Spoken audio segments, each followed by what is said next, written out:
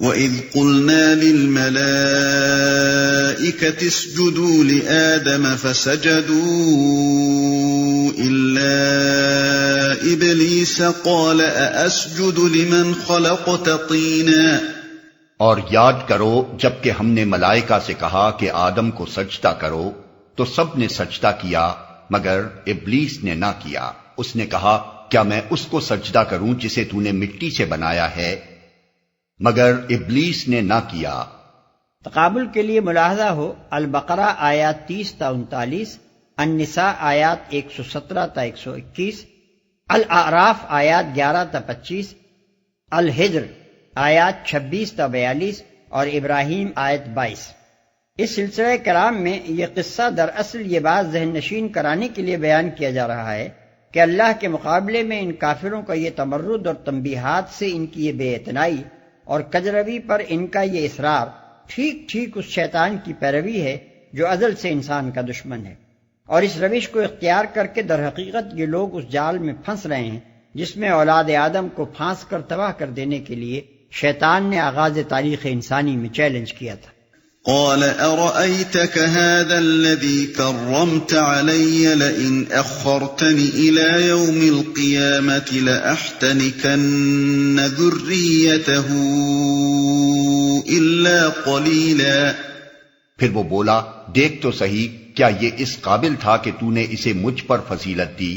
اگر تو مجھے قیامت کے دن تک مہلت دے تو میں اس کی پوری نسل کی بیخ کنی کر ڈالوں، بس تھوڑے ہی لوگ مجھ سے بچ سکیں گے۔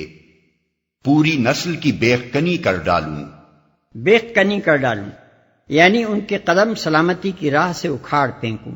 احتناک کے اصل معنی کسی چیز کو جڑ سے اکھاڑ دینے کے ہیں، چونکہ انسان کا اصل مقام خلافت الہی ہے جس کا تقاضا اطاعت میں ثابت قدم رہنا ہے، اس لیے اس مقام سے اس کا ہٹ جانا بالکل ایسا ہے جیسے کسی درخت کا بیخ و بن سے اکھاڑ پھینکا جانا۔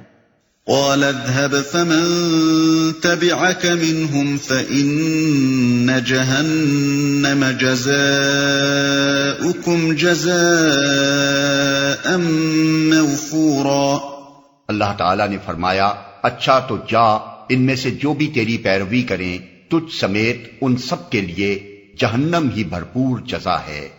واستفزز من استطعت منهم بصوتك وأجلب عليهم بخيلك ورجلك وشاركهم في الأموال والأولاد وعدهم وما يعدهم الشيطان إلا غرورا إن عبادي ليس لك عليهم سلطان وكفى بربك وكيلا۔ تو جس جس کو اپنی دعوت سے پھسلا سکتا ہے پھسلا لے، ان پر اپنے سوار اور پیادے چڑھا لا، مال اور اولاد میں ان کے ساتھ ساجا لگا اور ان کو وعدوں کے جال میں پھانس، اور شیطان کے وعدے ایک دھوکے کے سوا اور کچھ بھی نہیں۔ یقیناً میرے بندوں پر تجھے کوئی اقتدار حاصل نہ ہوگا اور توکل کے لیے تیرا رب کافی ہے۔ پھسلا لے اصل میں لفظ استفزاز استعمال ہوا ہے جس کے معنی استخفاف کے ہیں، یعنی کسی کو ہلکا اور کمزور پا کر اسے بہا لے جانا یا اس کے قدم پھسلا دینا۔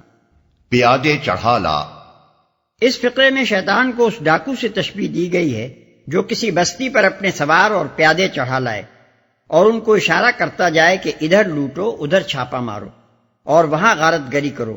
شیطان کے سواروں اور پیادوں سے مراد وہ سب جن اور انسان ہیں جو بے شمار مختلف شکلوں اور حیثیتوں میں ابلیس کے مشن کی خدمت کر رہے ہیں۔ ساجا لگا، یہ ایک بڑا ہی معنی خیز فقرہ ہے جس میں شیطان اور اس کے پیرووں کے باہمی تعلق کی پوری تصویر کھینچ دی گئی ہے۔ جو شخص مال کمانے اور اس کو خرچ کرنے میں شیطان کے اشاروں پر چلتا ہے اس کے ساتھ گویا شیطان مفت کا شریک بنا ہوا ہے، محنت میں اس کا کوئی حصہ نہیں، جرم اور گناہ اور غلط کاری کے برے نتائج میں وہ حصے دار نہیں، مگر اس کے اشاروں پر یہ بے وقوف اس طرح چل رہا ہے جیسے اس کے کاروبار میں وہ برابر کا شریک بلکہ شریک غالب ہے۔ اسی طرح اولاد تو آدمی کی اپنی ہوتی ہے اور اسے پالنے پوسنے میں سارے پاپڑ آدمی خود بیلتا ہے، مگر شیطان کے اشاروں پر وہ اس اولاد کو گمراہی اور بد اخلاقی کی تربیت اس طرح دیتا ہے گویا اس اولاد کا تنہا وہی باپ نہیں ہے بلکہ شیطان بھی باپ ہونے میں اس کا شریک ہے۔ وعدوں کے جال میں پھانس، یعنی ان کو غلط امیدیں دلا، ان کو جھوٹی توقعات کے چکر میں ڈال، ان کو سبز باغ دکھا۔ تجھے کوئی اقتدار حاصل نہ ہوگا۔ اس کے دو مطلب ہیں اور دونوں اپنی اپنی جگہ صحیح ہیں۔ ایک یہ کہ میرے بندوں یعنی انسانوں پر تجھے یہ اقتدار حاصل نہ ہوگا کہ تو انہیں زبردستی اپنی راہ پر کھینچ لے جائے۔ تو فقط بہکانے اور پھسلانے اور غلط مشورے دینے اور جھوٹے وعدے کرنے کا مجاز کیا جاتا ہے، مگر تیری بات کو قبول کرنا یا نہ کرنا ان بندوں کا اپنا کام ہوگا۔ تیرا ایسا تسلط ان پر نہ ہوگا کہ وہ تیری راہ پر جانا چاہیں یا نہ چاہیں، بہرحال تو ہاتھ پکڑ کر ان کو گھسیٹ لے جائے۔ دوسرا مطلب یہ ہے کہ میرے خاص بندوں یعنی صالحین پر تیرا بس نہ چلے گا۔ کمزور اور ضعیف الارادہ لوگ تو ضرور تیرے وعدوں سے دھوکہ کھائیں گے، مگر جو لوگ میری بندگی پر ثابت قدم ہوں گے وہ تیرے قابو میں نہ آ سکیں گے۔ تیرا رب کافی ہے، یعنی جو لوگ اللہ پر اعتماد کریں اور جن کا بھروسہ اسی کی رہنمائی اور توفیق اور مدد پر ہو، ان کا بھروسہ ہرگز غلط ثابت نہ ہوگا، انہیں کسی اور سہارے کی ضرورت نہ ہوگی۔ اللہ ان کی ہدایت کے لیے بھی کافی ہوگا اور ان کی دستگیری و اعانت کے لیے بھی۔ البتہ جن کا بھروسہ اپنی طاقت پر ہو یا اللہ کے سوا کسی اور پر ہو، وہ اس آزمائش سے بخیریت نہ گزر سکیں گے۔ ربكم الذي يزجي لكم الفلك في البحر لتبتغوا من فضله إنه كان بكم رحيما۔ تمہارا حقیقی رب تو وہ ہے جو سمندر میں تمہاری کشتی چلاتا ہے تاکہ تم اس کا فضل تلاش کرو۔ حقیقت یہ ہے کہ وہ تمہارے حال پر نہایت مہربان ہے، تمہاری کشتی چلاتا ہے۔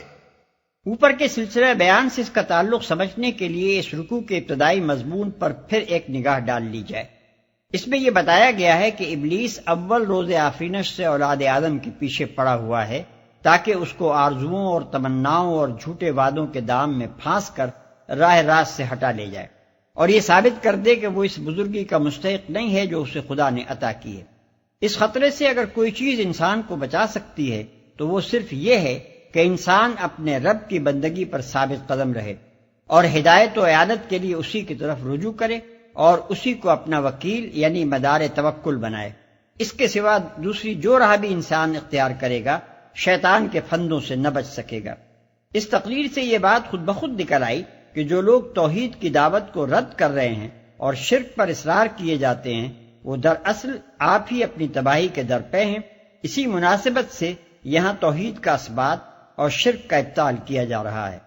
تم اس کا فضل تلاش کرو، یعنی ان معاشی اور تمدنی اور علمی و ذہنی فوائد سے متمتع ہونے کی کوشش کرو جو بحری سفروں سے حاصل ہوتے ہیں۔ وَإِذَا مَسَّكُمُ الضُّرُّ فِي الْبَحْرِ ضَلَّ مَن تَدْعُونَ إِلَّا إِيَّاهُ فَلَمَّا نَجَّاكُمْ إِلَى الْبَرِّ أَعْرَضْتُمْ وَكَانَ الْإِنسَانُ كَفُورًا۔ جب سمندر میں تم پر مصیبت آتی ہے تو اس ایک کے سوا دوسرے جن جن کو تم پکارا کرتے ہو وہ سب گم ہو جاتے ہیں، مگر جب وہ تم کو بچا کر خشکی پر پہنچا دیتا ہے تو تم اس سے منہ موڑ جاتے ہو۔ انسان واقعی بڑا ناشکرا ہے، سب گم ہو جاتے ہیں۔ یعنی یہ اس بات کی دلیل ہے کہ تمہاری اصلی فطرت ایک خدا کے سوا کسی رب کو نہیں جانتی اور تمہارے اپنے دل کی گہرائیوں میں یہ شعور موجود ہے کہ نفع و نقصان کے حقیقی اختیارات کا مالک بس وہی ایک ہے، ورنہ آخر اس کی وجہ کیا ہے کہ جو اصل وقت دستگیری کا ہے اس وقت تم کو ایک خدا کے سوا کوئی دوسرا دستگیر نہیں سوچتا۔ أَفَأَمِنْتُمْ أَنْ يَخْسِفَ بِكُمْ جَانِبَ الْبَرِّ أَوْ يُرْسِلَ عَلَيْكُمْ حَاصِبًا ثُمَّ لَا تَجِدُوا لَكُمْ وَكِيلًا أَمْ أَمِنْتُمْ أَنْ يُعِيدَكُمْ فِيهِ تَارَةً أُخْرَى فَيُرْسِلَ عَلَيْكُمْ قَاصِفًا مِنَ الرِّيحِ فَيُغْرِقَكُمْ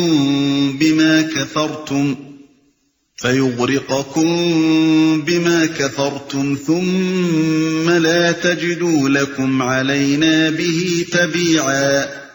اچھا تو کیا تم اس بات سے بالکل بے خوف ہو کہ خدا کبھی خشکی پر ہی تم کو زمین میں دھسا دے یا تم پر پتھراؤ کرنے والی آندھی بھیج دے اور تم اس سے بچانے والا کوئی حمایتی نہ پاؤ؟